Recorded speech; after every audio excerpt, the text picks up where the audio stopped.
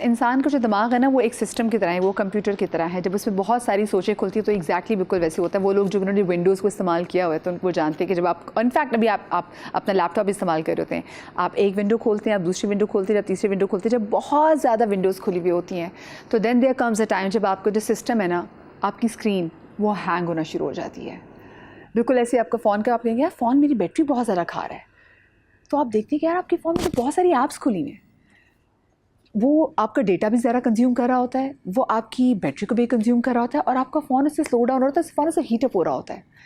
तो ये एग्जैक्टली वही सिचुएशन है जो कि ओवर थिंकिंग से हम अपने दिमाग के साथ करते थे। जब हम चीज़ बहुत ज़्यादा सोच रहे होते हैं, हम अपने मतलब बिल्कुल ऐसा है कि आप अगर बैठे हुए ओवर थिंक करें तो आपको लगता है कि आपकी बॉडी थक गई है, आपकी बॉडी टूट रही है, क्योंकि आपने इतना सोच लिया और सोचों पे किसका कंट्रोल है।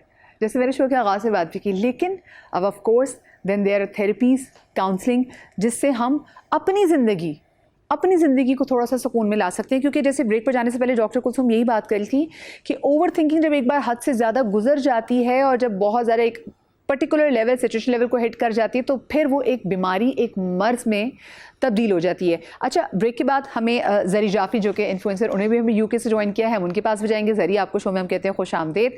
और डॉक्टर कुलसुम, आपने ब्रेक पर जाने से पहले वो जो मर्ज की बात करी थी जी, वो क्या मर्ज है जो कि हो जाता है? नॉर्मल ख्यालात आते हैं, परेशानी के होते हैं, मेरी जगह दिमाग में घेरी, वो काम हो गया, वो ख्याल गुजर गया, ठीक है। अब this is called a normal thought, एक नॉर्मल सोच है ये। उसके बाद अब सारा मसला कंट्रोल से स्टार्ट हो रहा है, जिसमें हम सबसे पहले हमने बहुत ही वर्ड सुने हैं, ऑब्सेशंस, ऑब्सेशन वसवसे, ठीक है। मैं सोच को कहती हूँ दरवाज़ा तोड़ के अंदर दाखिल होती है, आपका कोई इस पर इख्तियार नहीं होता और आपको पता है कि ये ठीक नहीं है और आप उसको दबाने की एक आपके अंदर एक स्ट्रगल रहती है और उस स्ट्रगल में आपका ब्रेन ऑक्यूपाइड होता है, उसमें सोचता रहता है मैं गलत सोच रही हूँ, और साथ आपके जज्बात गिल्ट के, परेशानी के, एंजाइटी के। फिर आपको पता है ओसीडी जो ऑब्सेशंस जिसमें होते हैं, उसमें फिर आपके कुछ रद्द-ए-अमल ऐसे होते हैं कि आप बार बार एक चीज़ को कंपल्सिव बिहेवियर के थ्रू रिपीट करते हैं कि मुझे सुकून मिल जाए। लेकिन वो चूँकि एक सर्किट है हमारा, बहुत सारे तारों की जाल हैं दिमाग में और सब कोऑर्डिनेशन में चलते हैं, एक दूसरे के साथ हार्मनी में चलते हैं, वो डिस्टर्ब हो जाते हैं, जिसमें जेनेटिक्स भी है, जिसमें आपके मौजूदा हालात हैं जो कि आपको शदीद तकलीफ़ देते हैं, ट्रिगर करते हैं। तो ऑब्सेशंस वहाँ से होते हैं और ऑब्सेशंस बहुत ख़तरनाक होते हैं। तो हम कैसे एक ओवर थिंकिंग से वी स्लिप, मैं इसको कहती हूँ फ्रैक्शन ऑफ सेकंड में हम स्लिप करते हैं ऑब्सेशंस में। फिर रुमिनेशंस हैं, रुमिनेशंस मोस्टली औरतों में बहुत पाई जाती हैं। अच्छा, बच्चे हों चाहे बड़े हों, लड़के हों, मेल्स हों, फीमेल्स हों, सब ओवर थिंक करते हैं। दैट्स अ ब्रेन, ये स्ट्रक्चर है इसका खास है। यहाँ में ख़वातीन थोड़ा ज़्यादा सोचती हैं क्योंकि हार्मोन, बिकॉज हाँ, फीमेल्स के हार्मोनल इश्यूज़ बहुत होते हैं, तो वो एक इमोशनल सिग्निफिकेंस है।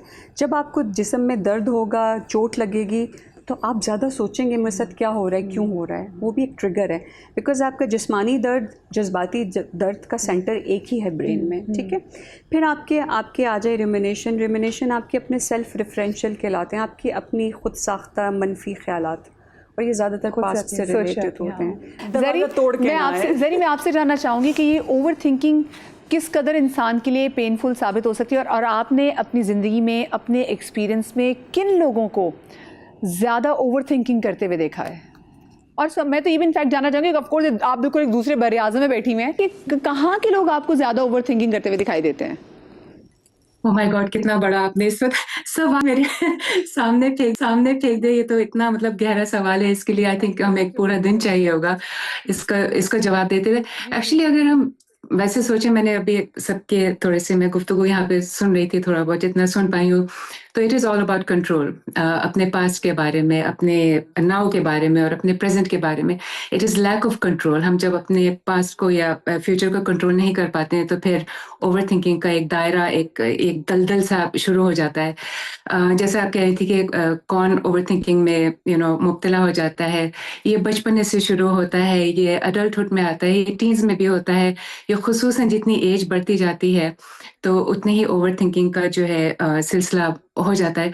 इसका एक्चुअली कल्चरली कोई ताल्लुक नहीं है। आप ईस्ट में बैठे हो, वेस्ट में बैठे हुए हो। वेस्ट में इसके बारे में ज़्यादा इंफॉर्मेशन है, इसके बारे में ज़्यादा एक्सपोजर है, और जो मेंटल हेल्थ इश्यूज़ हैं जो इसके साथ अराइज़ होती हैं, उनके बारे में गुफ्तगू करना यहाँ पे थोड़ा-सा ओके है। अभी जैसे यहाँ पे हमारी गेस्ट ने कहा कि अगर हमें हमारी ना तरफ हमारे कल्चर में अपने ख़ानदान वालों को खुश रखने का बहुत वो एक इशू है। हमारे तो शादियां भी अगर हो जाए पहले सबसे पहले हम उनके पास जाते हैं जो हमारी फूफियां नाराज़ बैठी होती है। खैर फूफियां बेचारी भी बदनाम है, लेकिन वो रिश्तेदार जो मामे फूफे ताए वारा उनको पहले मनाना होता है। हमें कोई भी डिसीजन लेते हुए बाकी सबके मुंह देखने होते हैं कि अच्छा, जैसे एक बात है, लोग क्या सोचेंगे, बच्चे ने करियर ऑप्ट करना है, लोग क्या सोचेंगे, मेरा बच्चा क्या नाई बनना चाहता है, अरे भाई नाई नहीं बनना चाहता, मैं सैलून खोलना चाहता हूँ, लोग क्या सोचेंगे, तुमने फलाने बंदे से शादी कर ली है। ये लोग क्या सोचेंगे मेरे ख्याल से जिन जिन जिन जिन कल्चर में ये सवाल बहुत ज़्यादा पाया जाता है।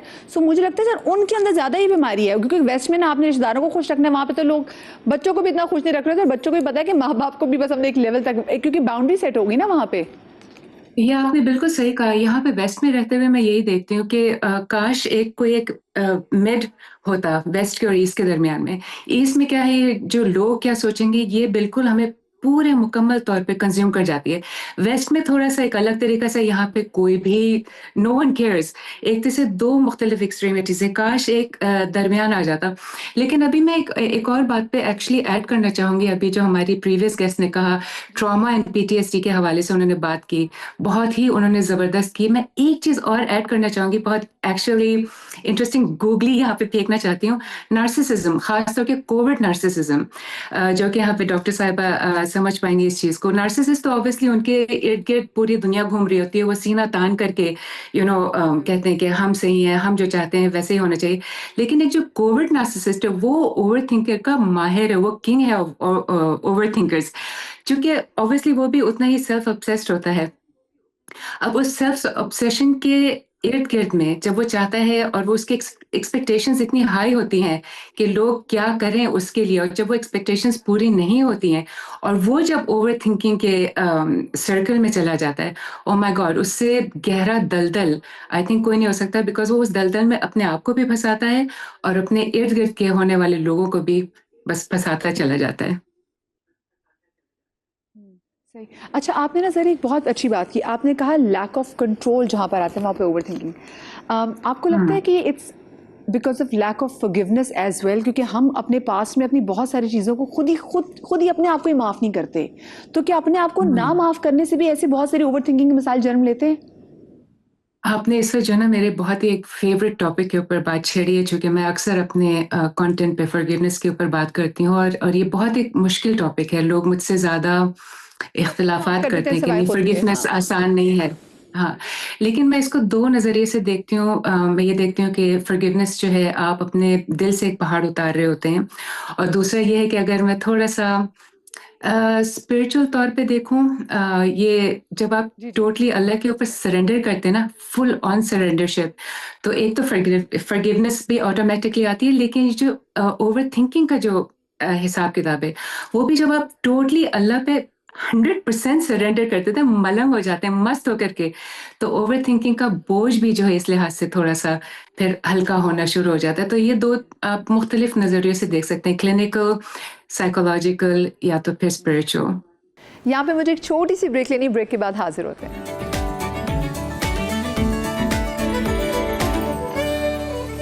जी, welcome back after the break. अच्छा, मैंने अपनी ज़िंदगी में देखा वो लोग जो बहुत सादा लॉ किस्म के लोग होते हैं ना, जिन्हें अपनी ज़िंदगी में बस उनके गोल्स अचीव होते हैं, ज़िंदगी सादगी से गुजारे होते हैं, उनके अंदर मैंने ये ओवर थिंकिंग की, अगर मैं इसको बीमारी या कैफियत बोलूँ, मैंने कम देखी है। वो कम में भी मुतमईन होते हैं, उनके अंदर वो कंटेंटेड होते हैं, उनके अंदर मैंने ज़्यादा सोचने की चीज़ें नहीं देखी, जो बहुत सादा लोग होते हैं। और ये देखें, अगर हम इस बात पे बिलीव कर लें कि जो होना है अल्लाह की मर्ज़ी से होना है ना, हाँ। हम सोच के भी क्या कर लेंगे, हम अपना प्रेजेंट ख़राब कर रहे हैं ना। अगर हम देखें ओवर थिंकिंग में क्या हो रहा है, या तो हम पास्ट में अटक गए या हम फ्यूचर के बारे में बेजा फिक्रमंद हो रहे हैं, है ना। जो हम उसकी वजह से क्या हो रहा है, जो जिस हम प्रेजेंट में हैं वो हमारा ख़राब हो रहा है, उसमें सुकून नहीं है हमारे पास, चीज़ों पे फोकस नहीं है। आज क्या हो रहा है, हमें इसकी फ़िक्र करनी है। बाल हम वक्त से पहले सफ़ेद कर लेते हैं ओवर थिंकिंग मतलब करके। ये हमने देखे, इसका कोई नतीजा क्या निकलता है, कुछ निकलता। अब ये फ्यूचर में होना है, जो अल्लाह ने हमारे नसीब में लिख दिया है, होना वही है। अब हम सोच के इस पे क्या करेंगे, मुझे बताएं, है ना। अब सोच के हम अपना आज का सुकून ख़राब कर रहे हैं, या पास्ट में जो हो गया वो भी अल्लाह की मर्ज़ी से हुआ था, बेशक। अब हो गया, अल्लाह ने आपको मूव ऑन करा दिया, आप मूव ऑन होना चाहिए। हम क्या होता है, अटक जाते हैं, और उसकी वजह से हम तो जहाँ पे भी खड़ा रहे काई जम जाती है जी। और उसकी वजह से हम आज का प्रेजेंट ख़राब करें। अब अगर ये ओवर थिंकिंग, अब हम एक बात करें ना, अभी तो एक कैफियत है कि हम सोचे चले जा रहे हैं। अगर मैं डॉक्टर पॉइंट ऑफ व्यू से आपको बताऊं तो देखिए, अगर बॉडी के अंदर जब हम ओवर थिंक कर रहे होते हैं ना, हमारे हार्मोनल, एक तो फीमेल के हार्मोन्स डिसबैलेंस हो रहे हैं, लेकिन मुसलसल उस कैफियत में रहने की वजह से दो और हार्मोन्स हैं जिसमें कॉर्टिसोल आ गया, एड्रेनलिन आ गया, अगर वो मुसलसल बॉडी में बढ़ा है तो हम एक फाइट और फ्लाइट वाली एक मैं ये टर्म समझना चाह रही हूँ, उसमें रहते हैं, है ना, कि मतलब आप देखें उसको क्या होगा कि जब स्ट्रेस है ना, आपका दिल की धड़कन भी तेज है, आपको कोई जोर से भी बात करेगा, आपको दिल की धड़कन तेज होना शुरू हो जाएगी। कोई आपसे, अगर आपके सामने कोई ऐसे टीवी या कोई ड्रामा देख लिया, वो आप पास्ट में चले गए, वो आप ट्रिगर हो गई चीज़ें, तो वो मुसलसल वो कैफियत आपकी जिस्मानी जो होती है ना, सेहत तो ख़राब कर रही होती है, लेकिन आपकी दिमागी सेहत भी ख़राब हो रही होती है। मैं कहती हूँ एक सेल में जाके ना वो आपकी सब वो चीज़ें बैठ जाती हैं। अच्छा, मुझे बताएं, इसका मतलब है कि अगर इसको ये कहना गलत नहीं होगा दैट हम ओवर थिंक कर करके बहुत सारी चीज़ों को ज़रूरत से ज़्यादा we are challenging God's will. बिल्कुल। देखिए, एक्शन ओरिएंटेड अगर आप होंगे ना, सोच आई, उस सोच के बाद आपको कुछ करना है, हम वो करने वाला पार्ट भूल जाते हैं। वो सोच कंटिन्यूटी में चली जा रही है। जो भी आपने जैसे बात की, सादा लोग हैं, वो एक्शन ओरिएंटेड होंगे। आप जिसको भी देखेंगे, जो भी आपको लगेगा कि अच्छा हाँ यार, ये अपनी ज़िंदगी में जो है वो इतना कोई बैठ के नहीं कुछ बैठा हुआ है लेके चीज़ें, वो इसी वजह से है कि आपने सोचा, आपने डिसीजन लिया और एक्शन लिया। जब तक आप एक्शन तक नहीं पहुंचेंगे ना, तो फिर वो आप वहीं फंस गए। अब वो उसको आप बिल्डअप जो भी करते रहें, जिस तरह मर्जी बनाते रहें, जो भी महल बनाना है या अपने कुटिया बनानी है, वो आपकी मर्जी है, लेकिन आपको एक्शन लेना पड़ेगा। जरी माँ से मौजूद चाहती हूँ, क्योंकि जरी माँ से इस ब्रेक में, जरी मुझे वैसे एक बात बताइएगा, ये ओवर थिंकिंग करने की वजह से इंसान की नींद उड़ जाती है या नींद कम आने की वजह से लोगों को ओवर थिंकिंग की बीमारी होती है? देखिए मेजान, हकीकत ये है कि ओवर थिंकिंग हम सब करते हैं। ये सेल्फ प्रिजर्वेशन का एक मेथड है। हम अपनी लाइफ को कंपार्टमेंटलाइज कर पाते हैं थोड़ा सा कभी कभार ओवर थिंकिंग की वजह से, लेकिन जब ये सेल्फ ऑब्सेसिव हो जाता है तब प्रॉब्लम शुरू हो जाती हैं। ओवर थिंकिंग जो है ना, जैसे मैंने अभी कहा था, लैक ऑफ कंट्रोल है। और बेसिकली जब आपकी एक्सपेक्टेशंस ना पूरे होने का गम होता है बेसिकली। अगर आप माजी में देखते हैं जो आपकी एक्सपेक्टेशंस थी और वो पूरी नहीं हुई, आप उस पर ज़्यादा तवज्जो दे रहे होते हैं बनिस्बत उन एक्सपेक्टेशंस की जो कि पूरी हुई, लेकिन उनको हम देखते नहीं हैं। और इसी तरह जब हम फ्यूचर की तरफ देखते हैं तो हम उसका गम मना रहे होते हैं ऑलरेडी उन एक्सपेक्टेशंस की जो कि शायद अभी पूरी हुई है या ना हुई है। रिजेक्शंस का मना रहे होते हैं और फेलियर्स का मना रहे होते हैं, इसमें रिजेक्शन भी आ जाता है। इसमें एक्सपेक्टेशंस में इतने आप अल्फाज डाल सकते हैं, यही सारी चीजें आ जाती हैं। एक्सपेक्टेशन जो है ना, वो हर रिश्ते की, हर सोच की या तो तबाही हो सकती है या तो फिर उसको बुनियादी तौर पर मजबूत भी कर सकते हैं। डिपेंड करता है कि आपका नजरिया एक्सपेक्टेशन का नेगेटिव है या पॉजिटिव है। ट्रू। तो आपके नज़दीक अगर मैं आपसे जानना चाहूँ कि ओवर थिंकिंग को ख़त्म करने के लिए क्या इंसान को मेंटल एक्सरसाइज करनी चाहिए, तो वो क्या होगी? देखिए, सबसे बड़ी गलती जो हम सब करते हैं, मैंने भी की है अनफॉर्चुनेटली, ये है कि अगर कोई ओवर थिंकर हमारे सामने कहते हैं अरे बस छोड़ो सोचना बंद कर दो। मैं तो ये कह रही, मैंने तो शो के आगाज में कहा है कि टॉपिक मेरा है। मेरी टीम से जब मैंने कहा था भी हमने क्या शो करना है कल, तो उन्होंने कहा आपकी बीमारी पे, मैंने कहा मेरी तो काफी दिमागी बीमारी है।